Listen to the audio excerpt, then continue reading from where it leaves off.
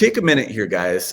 There's one topic that comes up when we interview people, and I get a lot of questions on it. So I want to throw this out to the team. I'm going to throw it to Jason first, and then I'll move on to Chris. But nowadays, we tend to see a lot more panel interviews, and panel interviews are things that us in the military can be familiar with. A lot of times when we interview for positions in the military and need to move up, a panel interview is part of it. So Jason, I want to kick it over to you. When a veteran, a spouse, somebody transitioning is going to that interview, and it's not that traditional interview we talked about at the beginning, but it's a panel interview. How do they prepare? How do they become successful in that moment? That's a great question. So you want to do all the same things that you did for preparing in general. You might have a list of the people that are going to be on the panel. It's important to understand where these people fit into the food chain with regard to your position. There might be somebody there that you will never deal with and has nothing to do with you. They just needed to fill the spot for the panel. That's cool. It's nice to know that. It's nice to know the ones that actually are going to be part of your food chain and the people that you're going to have to deal with and work with, either as almost a peer or a direct reporting up line. So that way you can articulate it, your answers a little more appropriate, and I would say frame them for the recipient if you can remember the names, right? It can get hard, right? I think I've done a panel with like 5 people before. So, it can get hard to remember the names, but if you do have them up front, and you're able to do that, and you have your notepad. Notepads have never been a negative for me. I'm always happy to see somebody who's taken it seriously, and that's usually the feeling that I have when I see somebody. Do you mind if I take notes?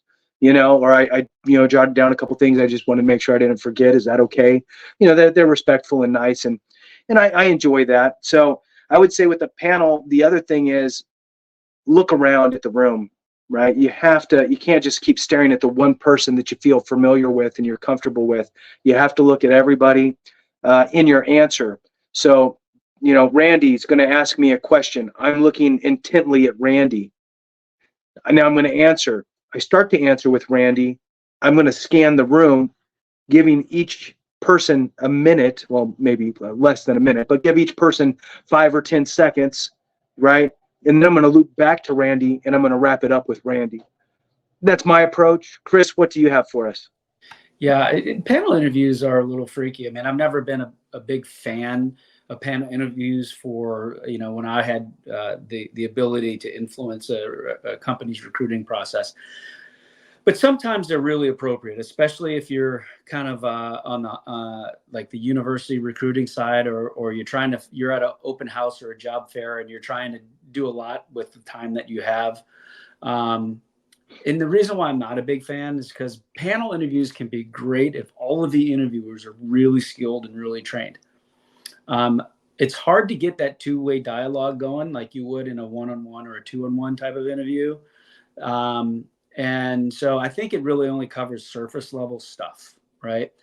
The difference between, say, the panel interview I had when I was seeking my nomination for the military academy, where it was 4 people and they just each had a question and it just went down the line, and they weren't expecting a whole lot out of me to ask them questions. It was pretty much like a congressional, hearing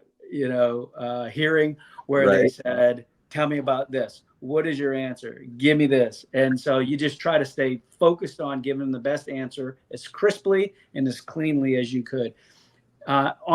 In my business experience, there's a lot more interaction even in panel interviews. And so one of the things that you might want to play with, and even do this with friends and do a mock setup, is to get comfortable in going from whoever's asking the question, and then trying to build on some of the answers involving other people that, hey, just like Jane had asked, Michael, thank you for that question. I'm going to say, building on what I spoke to Jane about, here's some additional context. And then don't be afraid to wrap things up and say, hey, here's a few things I want you to know about me. Here's some things I heard from the questions. Here's some things that I'm taking back as notes to do a little bit more research. thank you for your time.